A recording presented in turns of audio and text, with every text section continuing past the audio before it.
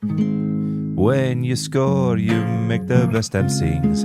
Jimmy on the wing, Jimmy, Jimmy on the wing. Every time you're on the ball, we know it's gonna be a goal.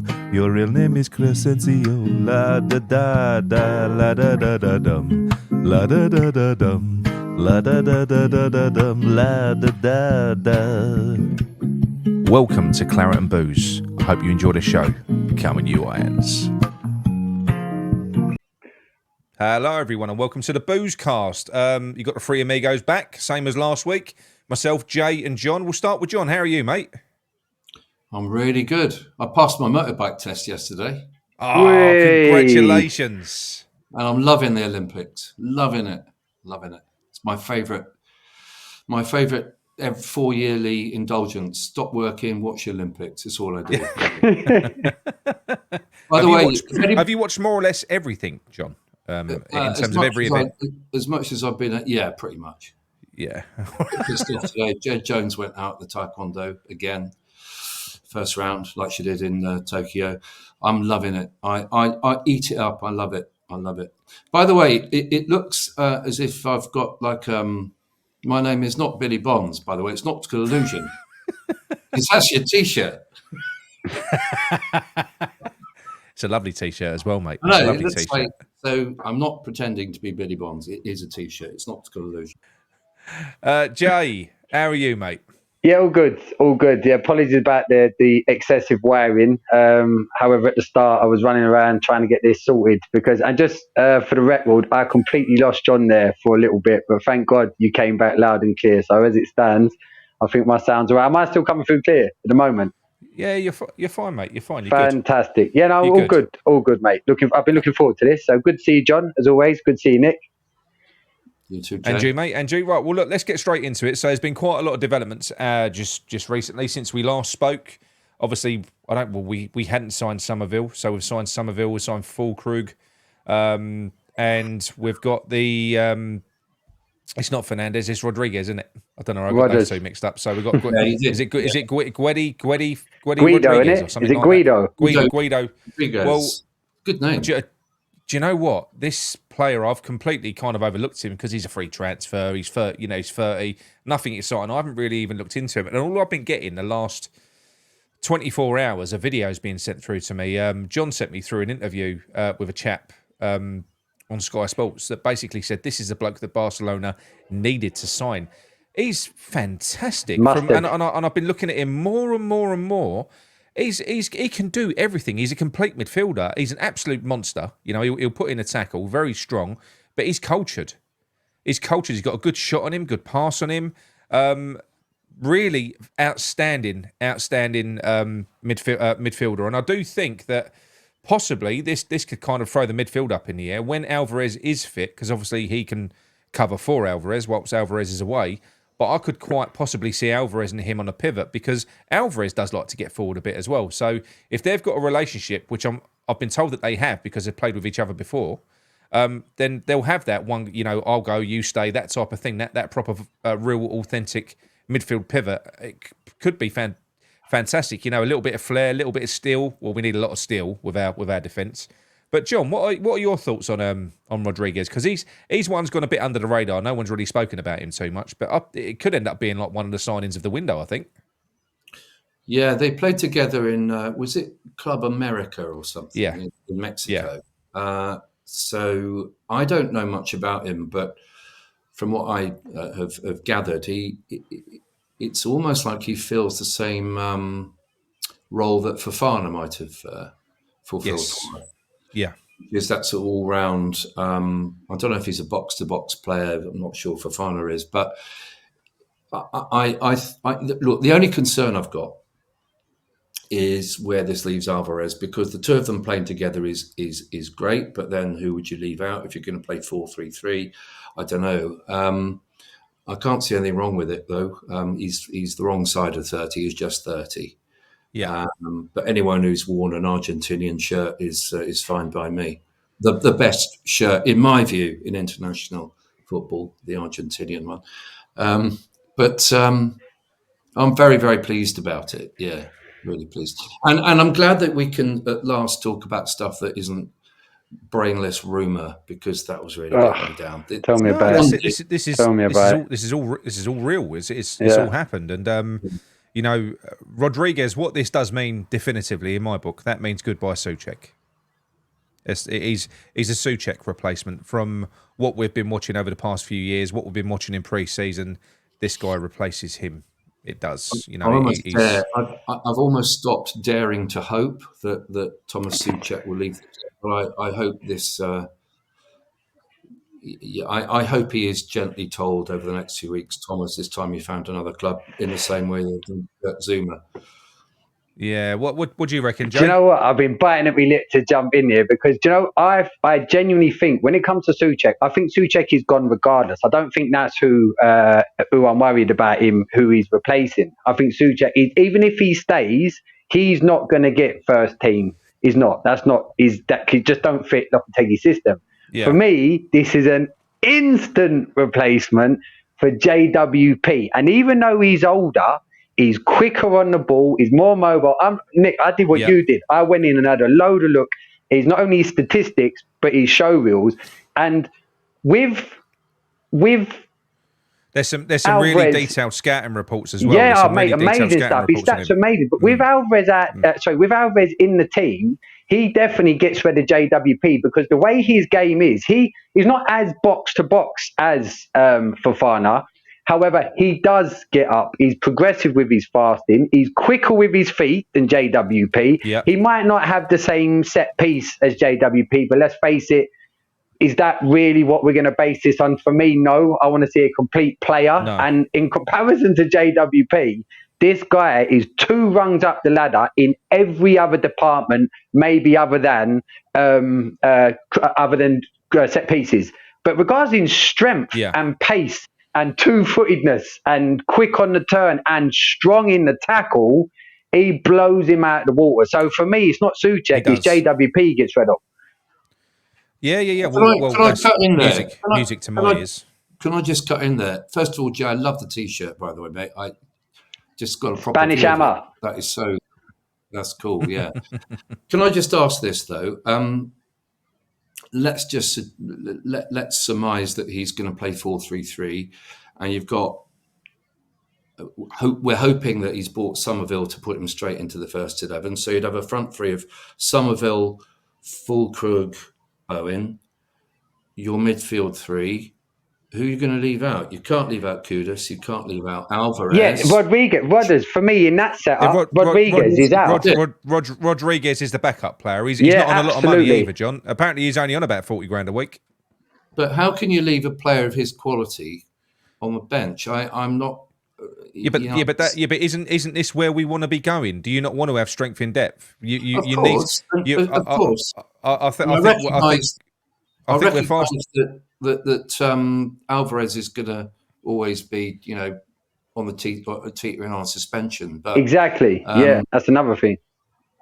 My only concern is it could be like a Flynn Downs type situation where you've got someone who's ultimately not going to be happy because he's. I'm not sure because I think you're talking about a different manager. So Lopetegui, David Moyes didn't rotate. He didn't use his squad. He didn't. He had his first 11. Everyone else were purely backups. They were backups to the first 11. I don't think Lopetegui will do that. This is why I'm confident that we could also go out and get Duran towards the end of the window because I think he could use Füllkrug and Duran because different strikers for different things. Füllkrug has been, for the past few years, he's been a bit of an impact player wherever he's played, for Dortmund, for Germany as well. He doesn't really play the full game. So I think that's possibly what we could see. I think if we do sign Duran, you'll probably see Duran starting and you'll get Füllkrug brought on later on because I love Füllkrug, but I don't think he's going to be a 90-minute player. Well, in regards to... Right. I mean, we had each position covered by 2 players, but that will be taking us into a place we've never been. It's almost too much to hope for. If that's where we're heading, fantastic. And that really could set us up for a strong season because when you factor in the fact that we haven't got European football next year, with most of the time it's going to be 1 game a week, so we've got all that time on the training pitch. We could if we kick on and we have a little bit of a freak start, which it would be because we're changing style, it's new manager, new players. If by some miracle we kicked on against Villa, which isn't beyond the realms of possibility. It could happen. It's unlikely, but it could happen. That could really fucking set us up. That could be a catalyst to sort of drive us on and have an amazing season. And if we are targeting that top 8, then the people that we're battling against, they've all got European football. They're all playing twice a week. We ain't. We ain't playing twice a week. Playing once a week. That's a very good point. Yeah. So it could be interesting. Obviously, I hope that we make a push for the domestic cups. I do hope that we make a push for that. What? Just very quickly, John, because obviously myself and Jay have spoken about Füllkrug. What are your thoughts on Füllkrug now? Taking Duran out of the equation, we all wanted Duran, but looking at Füllkrug as a player himself, what are your thoughts on the man? Well, I watched the interview, and he comes over brilliantly well in the interview. He comes over as someone who is committed. He's realistic, but most of all, for me, he came over as someone who's a grown-up. He seems very mature, very intelligent, but he seemed like a grown-up. If you look by comparison at the interview with Crescencio Somerville that I watched earlier today, he's a nice kid. He's not stupid, but the gulf in maturity and experience. He's a kid. Somerville's a kid. Yeah. I'm not saying that to criticise him. He's obviously a great buyer. A lot of clubs were after him. Look, I think you made the point already that if we were signing Füllkrug to play as a 90-minute player throughout the season, that for me would be the bad old West Ham again. I've always said during this window we need to sign 2 strikers, and I very much hope that Duran can be made to happen. But there's a YouTube channel 442. I watched it. Yeah. Have you seen that? He's a Geordie guy, isn't he? And he did put something up yesterday showing how he believes Füllkrug really could be like the missing piece in the forward line jigsaw puzzle for West Ham. Have you seen that, Jay? It's really good. I like the way he described Füllkrug. He basically said, if you ask me to describe Füllkrug, he's not amazing at anything, but he can do he's not amazing at anything, but he can do everything pretty well. He is a bit of a jack of all trades. He'll run through brick walls for you, and when you're in a team that's full of talent and full of flair, he could be the perfect foil for all those around him. He could be. Yeah. And there were some nice clips of him sort of holding the ball up and laying the ball off in the box under pressure, setting up goals for other people. I think I think there's reason to be very optimistic with him. I just loved his attitude. So did I. Well, that's when I flipped and I got my flip flops on and I fell in love with him. I watched that interview and I was like, oh fuck's sake! You'll have to have if you're flip flopping, you're going to need to have a pinball machine behind you if you're not careful. I know. Yes. Call me Gonzo. Yes. But with Füllkrug, I am really happy we've got him. It won't be a perfect window, even though it's very close to it, because we'll go on to talk about the right back in a minute and the other centre back. It's very close to it. But if we get the right back and the centre back done, we don't go out and get a young explosive forward, be that Duran or someone else. I just feel like that's all we're lacking for this to be a fucking 10 out of 10 window, literally. So you can't really moan too much because we've done well so far. When you factor that in, if we manage to bring Duran in as well as these other players, I don't think you couldn't ask for a better window than that if they can pull it off. I still think we need a centre back. Jay, what do you think about Füllkrug? I don't know.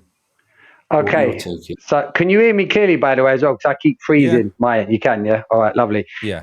Right, so first and foremost, Fuller is how he likes to be known, as he says in the interview. What I've seen of Fuller and what in regards to reels, forgetting the interview for a second, is that he would only be bought logically to play one way, and that is to have 2 people up with him. So what that suggests to me straight away, I know I'm not diverting because I know you're asking about Fuller. However, what I'm saying in regards to his purpose, that for me is the most important thing. Buy with purpose, because what we haven't done for years, West Ham, we ain't bought under Moyes with a purpose. Look who we've let go, especially in that position. Haller, Skamaka, what was the purpose? Well, now with him, irrefutably, we know, even said it. He said, I'm not the guy that's going to run past 5 people. I'm the guy that I need assists. I've got 2 feet. He's good with both his feet as well. Good finisher, really good finisher with both his feet.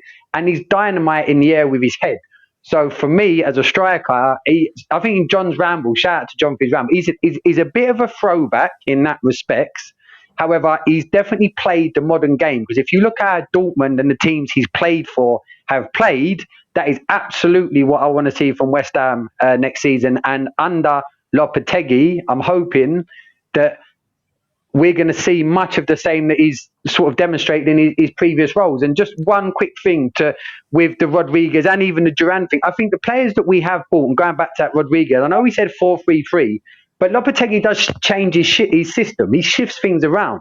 So all of these players, and again, this is where Fuller is relevant, is regardless of where he changes his sort of style, we need that unit in the box under Lopetegui, and that's what he definitely offers us, and experience. Everyone's touched on it. And then, of course, with the interview, how can you not like his attitude, the weight of the shirt, and all the stuff that West Ham we want to hear? He gets that as well. So, yeah, I'm excited by him, John. I don't know much more than the reels, but, the Euros and everything else. He's definitely proven that he is a very good striker. I don't think anyone can argue with that. No.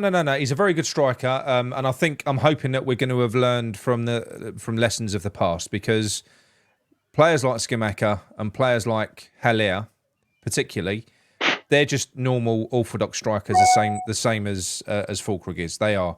They're not the types of players that are going to get the ball down and beat 5 men and score their own goal, as Füllkrug explained in his interview. Strikers need service. That's something we've always failed to do whenever we've had strikers in, and that's why they've failed. Ultimately, that's why strikers have failed in the past. So I'm pretty certain that if we get this guy in and we give him service, I think he's going to score goals, the same as the others would have before him. But this time, I'm confident that we've got a man in place that, as John, using John's ramble this morning as a point of reference, Lopetegui is a couple of runs up the ladder to David Moyes, undoubtedly. So we've now got a manager more in keeping, more in fitting with the standard and skill level of the squad that we've got. And do you know what? It's looking like, because obviously, let's move on just very, very quickly to the centre-back position. So the centre-back position, it's been blown wide open now, because as we know, Kurt Zouma he was told to go and find another club. That was last week.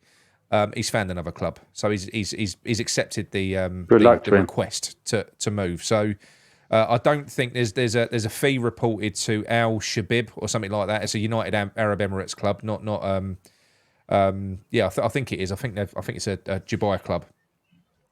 There's rumours that we're selling him for 17, 18 million. They're false.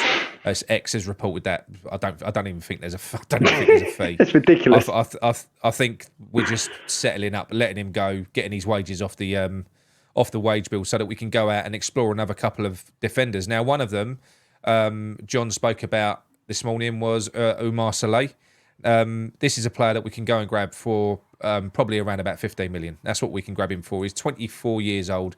He's 6'4". He's rapid. He's right and left-footed, comfortable on both feet. He's fucking brilliant. He's like a hybrid of Dawson and Rio Ferdinand. When you see his show reels, it's just reams of this guy throwing his body in the way of everything. He's a battering ram. He's fantastic. He reads the game. He can play right centre-back, left centre-back, right back, left back, and CDM. These are the positions that this guy's filled. He can play everywhere really competently. He plays for RB Salzburg, and he can score. He like I say, he can carry the ball. He can dribble the ball. He can literally do it all. His passing's beautiful as well. His range of passing. So to pick a player up like him for 15 million, I know that we're still in for Todibo and apparently Tomori. I think we're probably going to get 2 more centre backs now Zuma's going. I think we are, but because you're not sold, John, on Mavropanos, are you? No, I never have been. I sound a bit brutal, but I haven't. I just think he lacks finesse. He gives everything. He's scored some important goals. He's made some important blocks and tackles, but he's a bit untidy, and there's always a mistake waiting to happen. I think he's a good squad player, but I wouldn't feel comfortable with him as a nailed-on starter. Yeah. What's Jay done to his camera? Oh no, he's moved it. Stop fiddling, Sorry, Jay. yes. Stop fiddling. Mate, my phone was dying. I do apologise. Sorry, people. Oh, all right, mate. No worries. Yeah, I was so sorry, John. Sorry, mate. Go on. That's all right. That's all right. But yeah, no. The Mavropanos, I saw it in pre-season.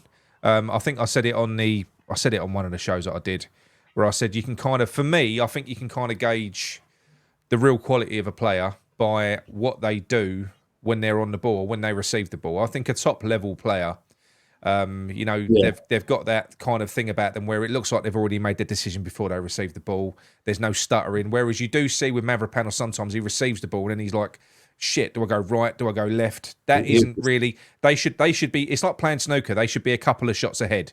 They should know. Yeah, he's an old fashioned sort of 1970s or 80s first division centre half.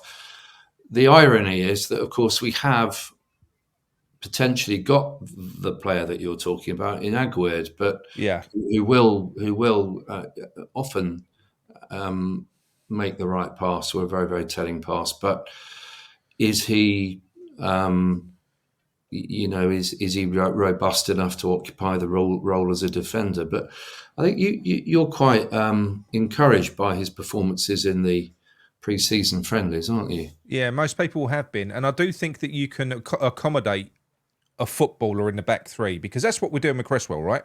Cresswell's not a centre-back. So that's the reason we've always put that kind of technical player in there. I profile Aguerd as a technical centre-back. I think that's what he is. He's got pace of recovery. So one thing he's amazing at, there's no one better. If he's running back to chase a striker through on goal, those last ditch tackles from behind, I don't think there's anyone better than Aguerd. He's not the strongest in the air defensively, weirdly enough, because he's good going the other way. He's a good threat in the box from corners and stuff, but he's not the best. I think positionally, he's not the best defensively. But he's a good footballer. If you've got someone like Saleh or Todibo and Kilman, then I think you can accommodate Aguerd, and not accommodate him, you can allow him to flourish. I think you could really see him, the good parts of his game. If other people are kind of covering for his inadequacies, which all players have got, there's no perfect player out there, then I think if he can build up a relationship with someone like that, I'm hoping that whoever we do bring in next at centre-back, I'm hoping whatever they are, they've got leadership characteristics, because I'm not sold on Kilman being a captain. From what I've heard from Wolves fans, he's not vocal. He's not kind of a shouter. They had the same criticisms of Kilman as what we did of Zuma at centre-back. So I don't think he's a leader. He's a good player. It should be Alvarez. It should be Alvarez. There's no argument. But I think, no, but what I mean is, John, I think you need a leader in the back line as well. Not necessarily a captain. Forget the captain. I think you almost need a captain back there as well. Someone, because you need someone to organise. That's what Ogbonna was good at. Ogbonna was a general, wasn't he? He kind of, it's like Mavropanos' best game ever was against Arsenal, funny enough, where we were under siege, and that's because he's got Ogbonna basically holding his hand, telling him where to go. And that is the only time they were allowed to play together throughout the whole season. I know. And they were fantastic. But it brings me back to the question I asked earlier on. If you're now talking about playing three at the back, presumably you're talking about having two wing backs. My question earlier on was, well, who do you leave out the midfield then? Because the wing backs would have to be Emerson and Soufal or Wan-Bissaka. It's not Wan-Bissaka now, John. Is he off the? You're going to be very upset. So I'll tell you what. Let's talk about the Wan-Bissaka thing. So Wan-Bissaka, I broke a story about 3 weeks. I didn't break it. Everyone was talking about it. But Wan-Bissaka, the deal, apparently we had asked Man United to pay Wan-Bissaka a lump of money so that he would leave. Well, I didn't know it was his loyalty bonus. So he's got a loyalty bonus that he's entitled to because he hasn't asked to leave. Apparently it's 7 million. 7 million, and he's refusing to leave unless he gets that 7 million. Man United are saying, bollocks, I'm not paying you that. And West Ham are saying, well, we're definitely not paying you that. So it looks at the moment like we're walking away. Now, I think this is a good thing, John, because as good as Aaron Wan-Bissaka is, defensively, probably one of the best defensive right-backs there are, he's not the best going forward. No, he's not. Also, he's got a suspect injury record as well. Yeah, that's true. So we're looking at Martinez of Girona, who John mentioned on his video this morning. This is an absolutely outstanding player. Fucking brilliant. Young player. He's already got 100 caps for Girona as well. Kind of an explosive right back. He's 5'9", but he's very good in the air. He's good on the ground. He gets up and down. He's really highly rated. I don't think he'll be cheap, but that is a player that we are looking at. The other one that we're looking at as well, which I think will be almost. I think he's the best of the lot, but he'll be a last resort because of how much it will cost us. And that's 35 million. Ferdi Kadioglu from I think it's Fenerbahce he plays for. He can play. He's right-footed, but he plays a lot at left back. He plays right back. He can play back. He's a great player. Yeah. But he's 35 million, and I think we can get him. But if we can get Martinez a little bit cheaper, because we've got to buy 2 centre backs still as well, and hopefully Duran. I do think Soufal, as he's not going to be starting next season. I personally think we're going to be seeing. Either they'll come to some sort of agreement with Aaron Wan-Bissaka, which I don't think is going to happen now. It's been dragging on too long, and no one's paying him that 7 million. And if you're Wan-Bissaka, why would you say? I can't even blame the player if that's written into his contract. If it's written into his contract, I don't know why. People are criticising him at the moment, but I'd like to see what they would do in that position. Why, how come West Ham have only just found out about that? Because they've known about it forever because it's a Will Salthouse player. So they've known about it forever. This guy, because I've never heard of him. Yeah, but they've known about him for a long time. So, but the other guy, I'm hoping it's Martinez. I was just asking Jay. I don't know if he can hear me. Whether he's seen. Sorry, I missed the first part of what you asked, John. No, to be honest, I haven't seen. I had a little look at some of the reels, and yeah, he looks good. But I've not done enough on that because that was quite a fresh one. I would, to be honest, I'd be slightly, I hope Wan-Bissaka ain't completely dead because this then looks like it could turn into a typical West Ham where we put a lot of graft in with Wan-Bissaka. I know the 7 million thing. I heard that this morning. Gonzo was talking about it. I saw that this morning. But that's too much. That's too much. Oh no, absolutely. You can't play a transfer fee and that. But then nothing's dead, and until that's dead in the wall, all I'm saying is, if that does still happen somehow, not that we pay the extra 7 million, I think that's ridiculous. If anything, Man United, if they want to get him off the books, which seems to be the case for that Mazzari guy, that's going to be more on them to accommodate than us. But I ain't done enough to see. And I again, the Fenerbahce, loads of good stuff about him. Not seen anything, so I can't really comment too much on it, John. To be honest. I'll send you the links afterwards, but basically, because I'm not bothering with the show reels for right backs. I've seen a lot of Kadioglu anyway. He's a good player, but if you look at there's detailed scouting reports on them too, and the Martinez one in particular, we're getting a player there. If we get him, we are. Ferdy's fantastic. I mean, that's a player that I thought was going to be going to Arsenal, to be honest. So if we got him, I think it'd be a miracle if we got him. I've got to be honest. He's literally a top player. I do believe.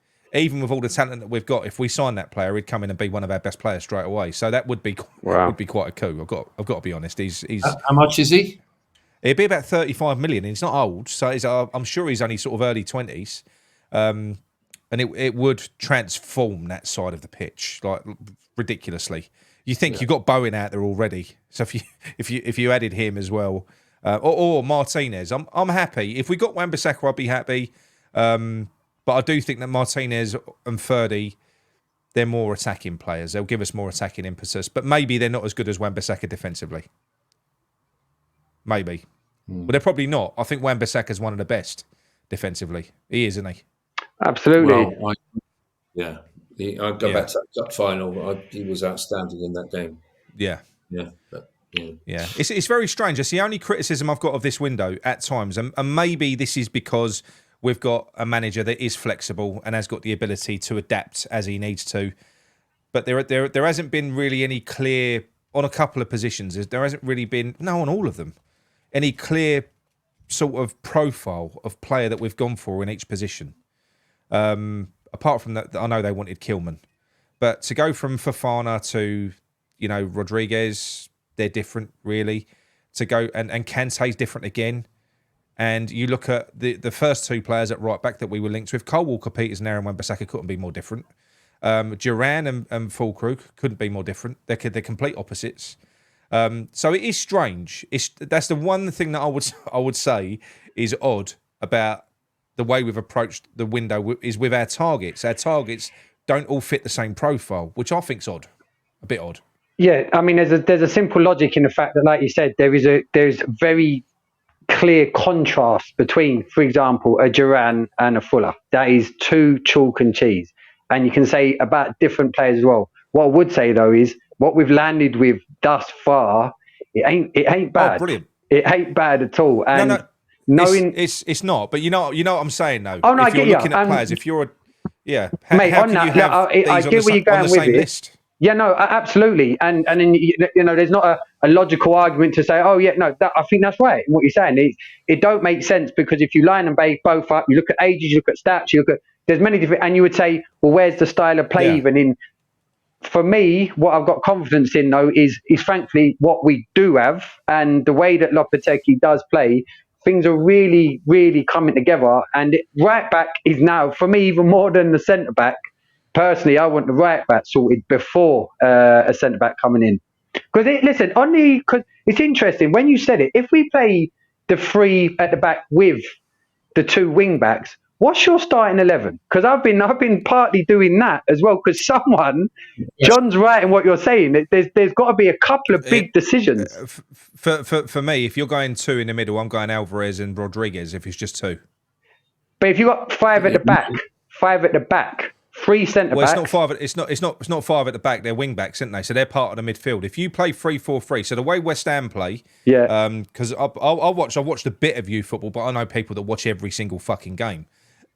And Dave from Raynham, and he said the way that we play, it's a 3-4-3, and the wing backs, they're wingers. He said they're not really even wing backs. They hardly ever go back. They're bombing on, overlapping. So when you're going forward with five players.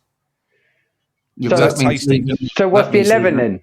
What's your 11? Give me your full 11 with that. Well, okay, with the players all available, I would go ignore the defence because defence is boring. We don't know who we're going to have yet. So two midfielders in the middle. If it was two midfielders, and they're both fit. Bearing in mind, I haven't seen this guy play 90 minutes yet, but based on his profile, based on the scout reports that I've seen, and based on what other people have said about this guy's ability, it would be Rodriguez and Alvarez because I think they're two. I think Alvarez is more than just a CDM. Alvarez can do everything. So I think to have those two players who are combative, strong, will be able to. Because if you play a two in the middle, they've got to be fucking strong for a start. So I would go for those two.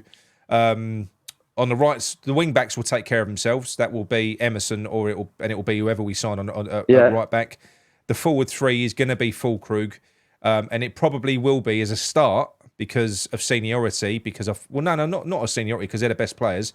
It would be Bowen and Kudus, and that would leave Somerville and Paqueta out. This is what I mean. This is going to be debatable, mate. Because what's your thoughts on that, John? It was only when you said it for. But hold on, where it's good to have this competition. But do you know what this goes back to though? This goes back to our Moyes mindset where we've got this kind of the starting 11 thing. I don't necessarily think that with Lopetegui there is a set in stone starting 11 ever. I don't. I think it's going to change. I think he'll rotate. I do think he'll rotate. He will. You know, if you think about a Somerville's come up from the Championship. I'm not being funny. Even if you bring him on in the second half for the last half an hour, that player running against tired defenders, fucking hell. So he could have just as much impact in the last half an hour of a game as what he could if he played the full 90. I think it's good to have strength in depth. Oh, absolutely. And it's good that we're having this. I mean, how nice is it that we're having an argument to say, who would you play? Mate, who would you pick? Exactly. And John, because I know where you're 11, because I'm not sure about yours, thinking about the style of play. But John, what would you say? But we've got. I still want to address what we've got at the back, Nick. What's your back three now? Because that could be what we start with. What's your back three now? We've only got three defenders, mate. It would be Kilman, Aguirre, and Mavropanos. Perfect. That's the only three we've got. Who in the centre of those three? Nath. I'll probably. Do you know? From what I've seen, it would be Nath. Yeah, because Mavropanos is very quick. One of his key attributes is he's fast. As Aguirre is as well, but I think he's less calamitous to a degree than Aguirre. So I'd play him on the right side of the centre back. That's what I do. Kilman, I do the same because I think that's just where he's been best. What I was criticising Mavropanos for earlier with that decision making, I saw Kilman do exactly the same thing, by the way, in the same game. Yeah. That kind of, do I go left, do I go right? It didn't seem smooth. That worried me. That did worry me, but we'll see how it goes. He's new. You've got to give him a chance. But it would be Aguero in the middle, because I think if you are playing a game that you're dominating, you're going to be playing a higher line.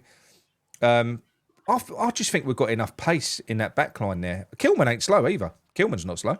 No, he's not. I don't agree with you, Nick. I can't see beyond the back four. The simple reason for that is we've got a plethora of our strength is not across the back line. Our strength is in midfield and going forward. And I think if you were to sacrifice a player like Paqueta, unless his mind is shot, it would defy common sense. So I'd have 4 people at the back. I don't think there's space for Rodriguez to start. I don't know enough about him, and I would be, I think, playing it safe. You'd have Kudus, Alvarez, Paqueta in the middle, Somerville, Füllkrug, and Bowen up front. I think that's a very, very strong side. In a 4-2-3-1, John, that would be my midfield as well. But in our standard formation, which we could start the season with, that would be my midfield as well. But if you're playing 2, that's why I would go for 2 more combative players in the middle. Personally, that's all it is. That was my. All right, then. My yeah. All right, it is caveat question. John, hold on. Caveat question to both of you then. You've both given 2 different formations, which is interesting. And if we're looking at starting 11s, I'll go with you, John. But then what would you be happier with this season in regards to starting formation? The 3 at the back with the wing backs flying on, thinking how that has to play, or the 4-3-3? Well, there's 2 points I'd make there. The first one is that I said in a chat with Nick some weeks ago, and a couple of people on the comments, not that I take any notice of that, but a couple of people were critical when I made the point that I was looking forward to a more flexible system. All right. So although I say I disagree with Nick, we're only talking about the 11 that takes to the pitch. So really, we're arguing about. I don't think we disagree though, John, because if you ask me what my preference would be with the players that we've got available, my preference would be that we kind of stick to a more conventional 4-2-3-1. But I do think he's going to play a 3-4-3, is what I'm saying. Okay. The second point I was going to make is in the same vein as this idea that we are going to have a flexible system. Who can name Liverpool's starting 11? You can't, because it's moving around all the time. It's fluid. Yeah. And if what we are approaching here is a squad which will enrich us to the point that opponents won't know who we're going to start with, and we're going to be comfortable with whoever we start with. Look at Liverpool. Look at their forward line. I mean, I've lost count of the number of forwards they've got. Gakpo, Jota. They've got Salah. They've got the big Diaz as well. Diaz. Did I not mention Diaz? Then you've got his name? Nunes. Darwin Nunes. And then you've also got other kids sort of floating around, like is Curtis Jones. I think he qualifies as a forward. You just don't know what you're going to get. But what you do know is that any Liverpool 11 that you're facing is going to be a very fearsome side. Now, if we are building towards a squad that is that strong in depth, I actually don't care what 11 we start with, because I'll be confident. I'm the same. Everybody in that squad is going to take to the pitch and play their role. I think for me, look, I am yet to be completely persuaded that we've done great business, because I have an aversion to signing players in their 30s, because, as you know, we have a terrible record of doing that. However, you can, I hope, sign the right players in their 30s, and maybe we've done that. But I think for me, if this is a sign that we are advancing towards the stage where we can challenge the traditional sort of top 3 or 4 clubs by virtue of having a really deep squad, then I don't care who starts. I mean, look at what Arsenal have done. Their back line, fearsome centre-backs. They're going to sign Califorri as well. Yeah. I don't know how he's going to fit in, but he's obviously happy to go there, because Arteta has said, look, we're going to mix and match and move it around. The most encouraging thing for me, there were 2 things really that really encouraged me. The first one was the first statement signing was Guilherme, an attacking, no-nonsense flair player. And for me, that was just that was like a beautiful riposte to all the misery and shit that we've been knee deep in since Moyes took over. The second thing that has really pleased me is the fact that no one would have predicted the sort of players that we've gone for.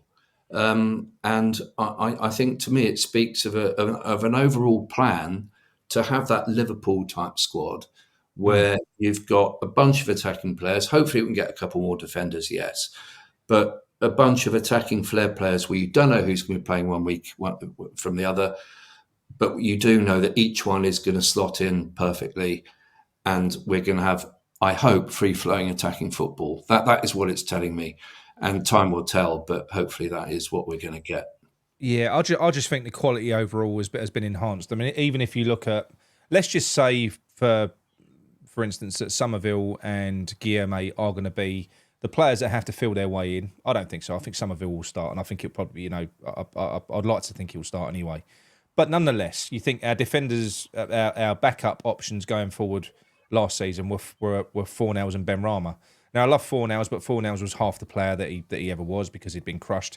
So to have this option, these options now, and also, I am kind of, if we manage to sign Martinez, he's a young player. I think he's 21. So he's 21.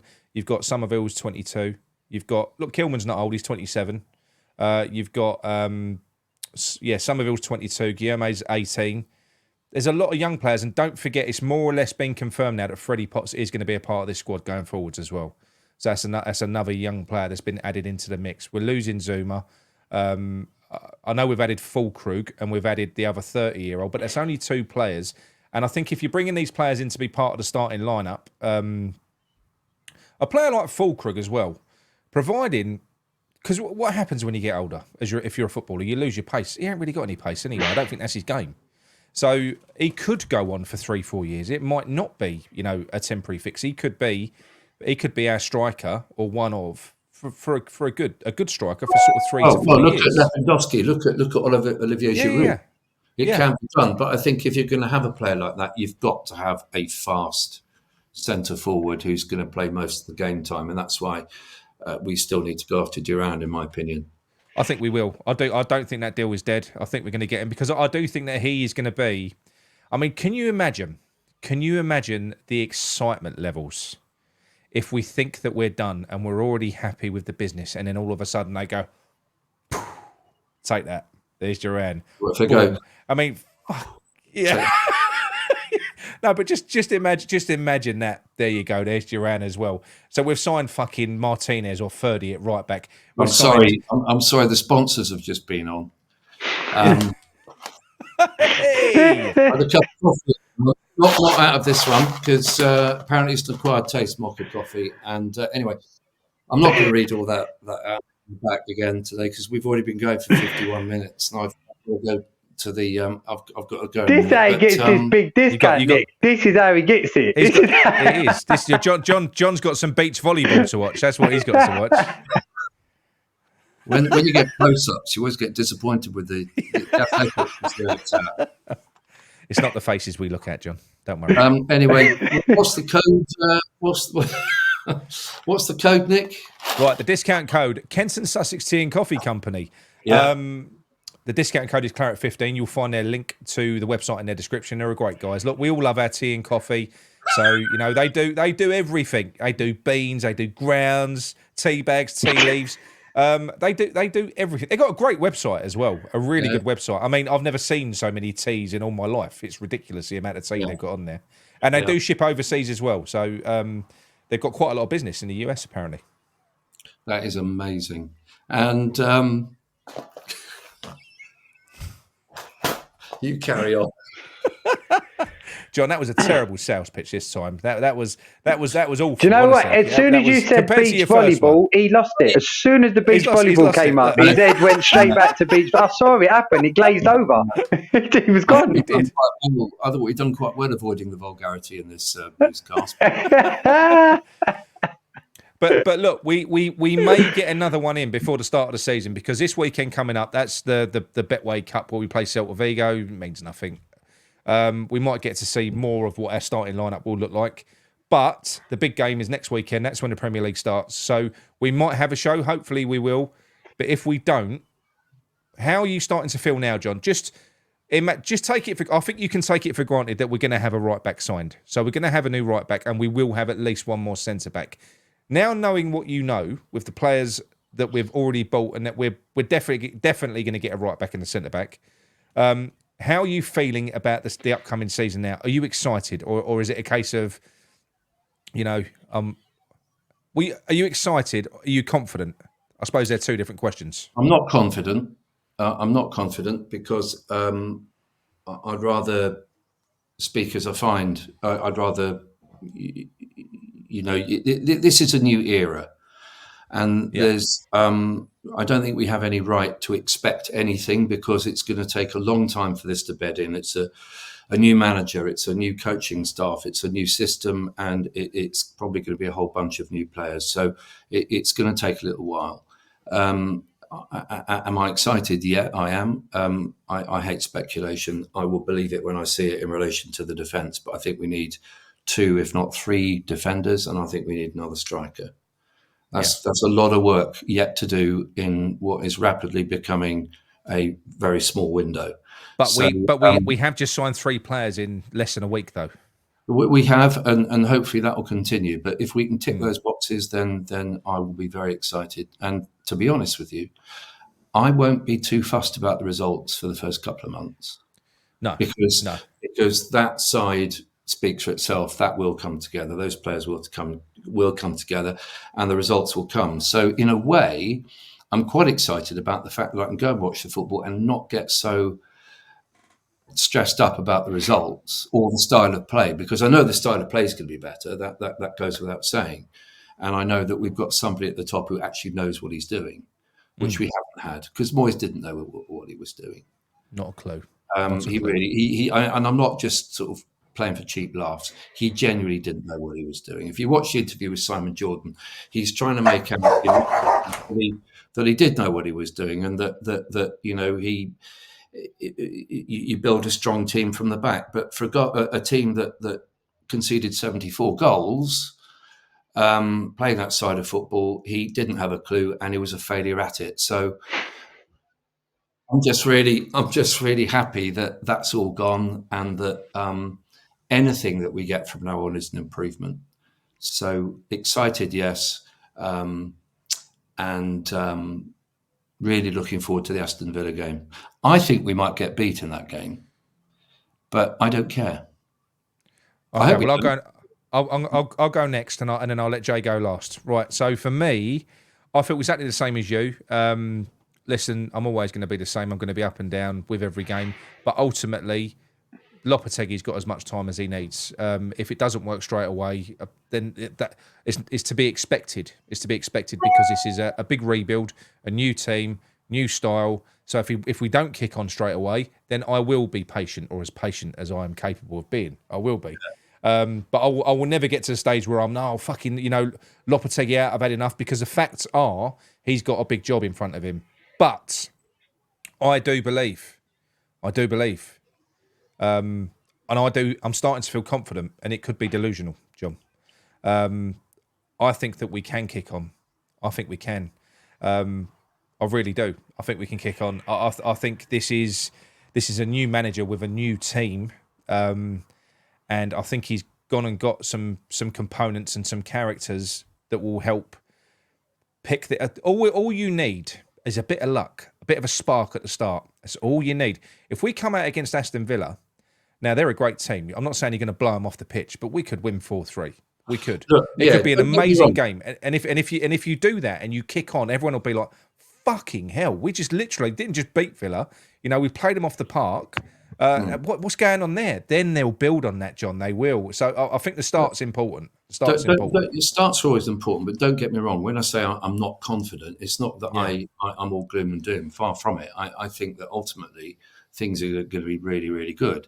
It's just that I emotionally, I think I've learned too many brutal lessons of going into a season being super confident, and it all falling flat, and the old saying that West Ham always come down with the Christmas decorations. I mean, it's happened so many times. So I am prepared to be a lot more fatalistic and just watch it unfold. But I am excited about it because I think whatever the interim results are, and you're right, we might beat Aston Villa. The way we slaughtered Leicester at home 3 years ago on that first home game was one of the greatest performances of the modern era. Not because of, but despite David Moyes, I think probably also Leicester were very poor that year. But it's not that I'm not confident. It's just that I think it's more a sense of I'm willing to be patient. That's my overriding. I am as well. I'm willing to be patient. I'm expecting to have to be patient, but I'm quietly confident that we could kick on. We saw it with Tottenham last year. Tottenham had Mourinho and Conte, fucking almost as bad as Moyes ball. Terrible shit football. They brought in a new manager that was trying to revolutionise Spurs in terms of the way they play compared to what Lopetegui's doing. You know, Lopetegui's somewhere in between. Postecoglou's fucking up the other end. It's mad. It's gun ho. It's play with all your players forward, even when you've got 9 men. He's absolutely nuts, a guy. And they started amazingly fucking well. But I think we could do the same. But the difference is, I feel that Lopetegui has got the tactical awareness and nous to adapt when the Premier League opposition adjusts to you. Because if you start well for a couple of months, you can be sure that whatever you're doing, your Premier League opponents will figure out a way. They will figure something. That's what happened with Spurs. That's how they got found out. I think that Lopetegui could continually evolve. He can also make tweaks. So when the opposition managers make changes, he won't stand there like David Moyes, sort of scratching, looking all perplexed that he's the plan that the game plan that he set at the start of the season isn't still working on game 37. Because that is what it was like with David Moyes. You know, it was kind of. I'm sure he decides at the start of the season, this is how we're going to play, and plays like that every fucking week, you know, with the same players if they're available, irrespective of how poorly they play, they perform. Whereas with Lopetegui, I don't think that's going to be the case. You've seen in his face the anger when players don't play well. I think if you don't play well, you ain't keeping your spot no matter who you are with Lopetegui. I think you're going to have to play well to retain your spot. Jay?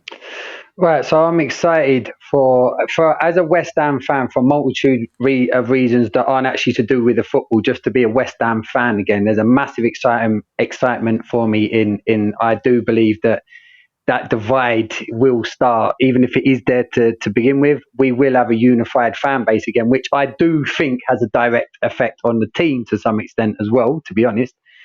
But then logically, why am I excited? Well, for two simple reasons. Our starting 11 is better than last season.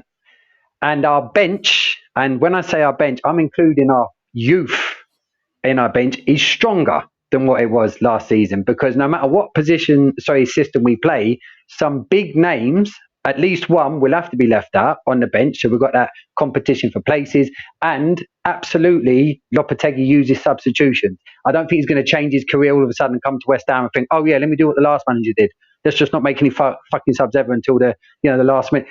So we're in for a more fluid type of football to watch. So I'm excited about that. And then I thought about it, but that's where I'm drawing my confidence from, because our starting 11 when we play Aston Villa, our starting 11, even if Alvarez is out, with Rodriguez in, again, there's no reason why on paper that we can't kick on in that first match and actually do Villa. Yes, and we can give a list of reasons why we can't, because the system, the pre-season, is not had the players. But all right, no problem. However, there is a chance. It's football. If we do Villa, I agree with what you said, Nick, in regards to the confidence factor.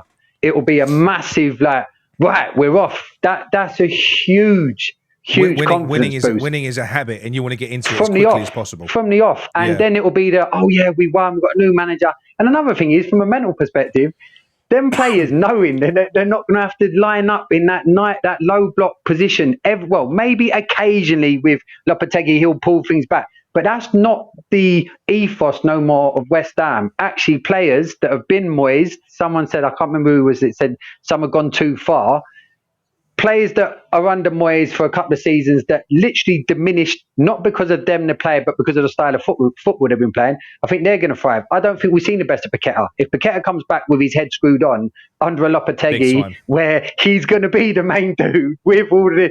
That's where the confidence for me is entwined with the excitement. And I might just be in positive J here, but I don't give a shit. Because I think this year we've got a better starting 11 and we're going to kick on from the off. And I predict a win against Villa, personally. I reckon a 2-1 win against Villa. Yeah, that's my shout. Yeah, I think it's highly likely because we can't get carried away with Villa. You can't. They were brilliant last year. They were, but I always said, player for player, I think we were better on paper than Villa. They had Ollie Watkins. Fair enough. Take Ollie Watkins out. And the centre mid, what's his name? The Lewis. He's gone. He's gone as well, but he was quality. He's gone. Yeah. He's quality, but I don't think he ain't better than Paqueta. No, not better than Paqueta. So that's what I'm saying to you. Player for player, Aston Villa were not better than West Ham, in my opinion. Where they were better was in the dugout.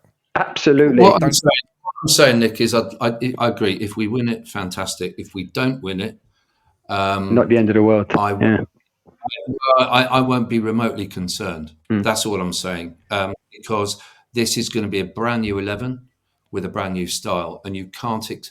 Let's face it, Villa were outstanding last season, and under Emery, they're very, very hard to break down, very hard to beat. That side, despite the fact they've got a couple of new players in, is pretty much the same side that started last season. Ours is a new one, and it might be, I think, just expecting a bit too much for us to expect or believe that they'll win that game. But if they don't win it, I don't care. We're up and running with a new system, and I think it's going to be good. I think so. And there is only one thing that could make me flip. Not turn on Lopetegui, but give him a fucking good hiding in a match, in a post-match review, right? And that is, after Aston Villa, we start with something stupid like Cresswell at left back, Suchek and James Ward-Prowse in midfield. If that happens, then I'm sorry. He's going to be getting my boot up his arse on a review. Because I don't think he can't be doing that. But how happy you're going to be if neither of them Cresswell. Oh, so happy. So if happy. Those two I don't think they will. I don't think they will. It's like, hello, future. Yeah. Here we go. Yeah, do you know what? It just needs to be demoised as quickly as possible. Absolutely. And certain players I look at, and James Ward-Prowse is included in that as well, because he was bought to take free kicks to put them on Suchek's head. I just want those players out as quickly as possible. Just get, not all the old guard. Keep the good ones. But if you look at this now, if we end up with a new right back, that's one player. Could be 3 new fucking centre backs. That's 4. A new midfielder. That's 5. A new left winger. That's 6. A new striker. That's 7. That means there's only 4 players left from Moyes' team last year. That's some heavy demoising. That is heavy. That is, and I'll be happy with that personally. Yeah, I would be honestly. Well. Right, you've got a little story about Billy Bonds, haven't you? I've got a few stories about. I sat next to him. This is a true story that I've never told you. I was in the West Stand. It was in the years after it had been rebuilt, so it probably would have been in around the. Who was manager before Bilic? Allardyce. It would have been in the Allardyce era, yeah. Allardyce, yeah. And I actually found myself sitting next to him in the West Stand, yeah. Oh wow! And guess who else?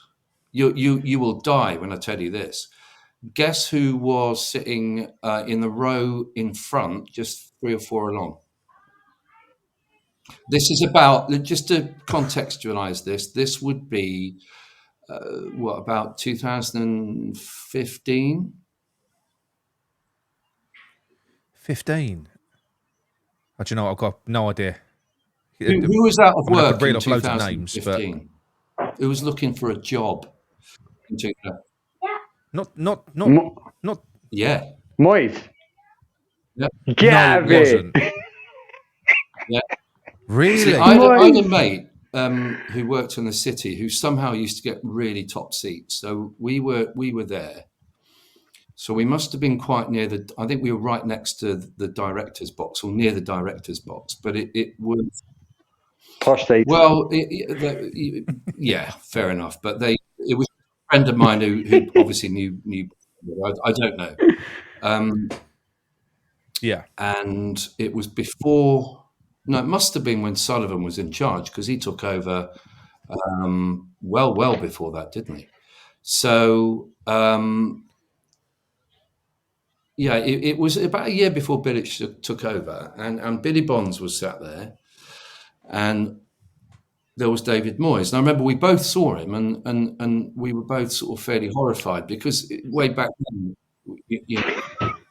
even then, David Moyes had the sort of reputation as having been a complete failure and an advocate of anti-football. Yeah. But no, David Moyes was sat adjacent to the directors' area. It was a night match. I can't remember who we were playing. It was in the Premier League, obviously, and yeah, that was. So he was sniffing after that job.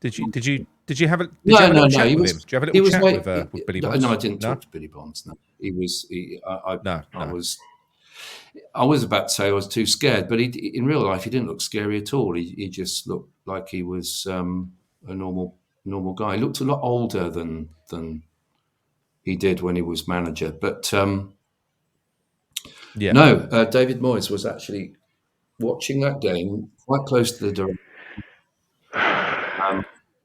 Back in 2015, had been queuing him up. It makes you wonder, because he'd been sacked by Real. So he was out of work at the time. I remember that very clearly, and I think it must have been after he'd lost his job at Real Sociedad, but probably before he went to Sunderland. Oh my God. Yeah. The other thing that's happened since we last chatted was I watched that interview with two of the most odious people in football. Well, they're not in football; they're parasites around the edge of football. Moyes and what's his name from TalkSport, Simon Jordan. Did you see that, Jay? Yes. I didn't watch all of it. But I have seen, and I've seen a lot of clips, and I watched a bit and I stopped. But please tell me, Nick he loved it. John, no. John tried to convince me to watch it, and I said to him, "You can't make me, John. You can't make me." You've still not watched it? No. You get angry. I've not watched it. I've seen a few clips. I've seen a few clips that have been floating around on Twitter. The funniest bit of all is when, because to be fair to him, Simon Jordan did actually challenge him about his footballing reputation and his his reputation for building from the back, centre back football, I think Jordan called it. And you know how tetchy Moyes gets, and he does this passive aggressive thing. He's barely trying to keep the anger under control. So Jordan is pressing him quite hard, saying, "Look, you've got really poor possession stats. You've got really poor, for a defensive team, you conceded all these goals, etc." And Moyes' voice, he's going, and it's getting, and it goes up an octave, and he goes, he doesn't like it at all. It's really, really funny, because he's trying to pretend that, I can take this, but he's boiling over. And at the end of it, when he's really sort of pretending not to be interested in getting a job, but you can tell he really is, because that's probably the only reason he did the interview. He's desperate to get a job. You get the impression he's trying to get Scotland's job off Steve Clarke. That's the impression you get. Yeah, horrible. Poor man. Do you know what though, John? That story started about Billy Bonds that I was really looking forward to, right? And we ended up with Simon Jones and David Moyes. And you know what's not funny about it? I was thinking, as you were saying, is the fact that they knew that. And Simon Jordan used to give West Ham fans, he was really patronising towards us when he was there, when he was actually as manager. So to put it on him then as if he didn't know, it just shows you what a hypocrite he is and how full of shit he is, because it weren't funny having him in for so long who's meant to be a defensive coach with probably one of the worst stats as a defensive coach. That weren't funny in any way, shape or form as a West Ham fan. Do you know what I mean? He's probably the guy who coined the phrase, "Be careful what you wish for," I think. Right. He Do you know what I was. mean? He And now was. he's Absolutely. highlighting everything that we've been saying since he started. Do you know what I mean? I do think it does. There's no excuse for it. I think it makes them cowards, but I do think that one of the main reasons was because he'd already agreed media deals for the summer with the Euros to be on all the channels, on TalkSport, on BBC. They was all going to be working with this guy as well. I do think that sort of feeds into it. They're probably thinking to themselves, "I've got to sit across the table." Moyes was saying how much he'd he'd been on the BBC, being a pundit, and I thought, no, you didn't enjoy that. You were squirming. You hated it because you were so active. Right, the Billy Bond story, very quickly, is it's not really a story at all. It's just that I was in the North Bank once in 1978. Shows how old I am. It was one of the first times my mum and dad let me go up to the football on my own, and I saw him score a goal with his back. And I'd never seen anyone score with their back before. But he went up for a corner, and I don't know if either of you were ever in the North Stand when you were right up within breathing distance of the net in front of you.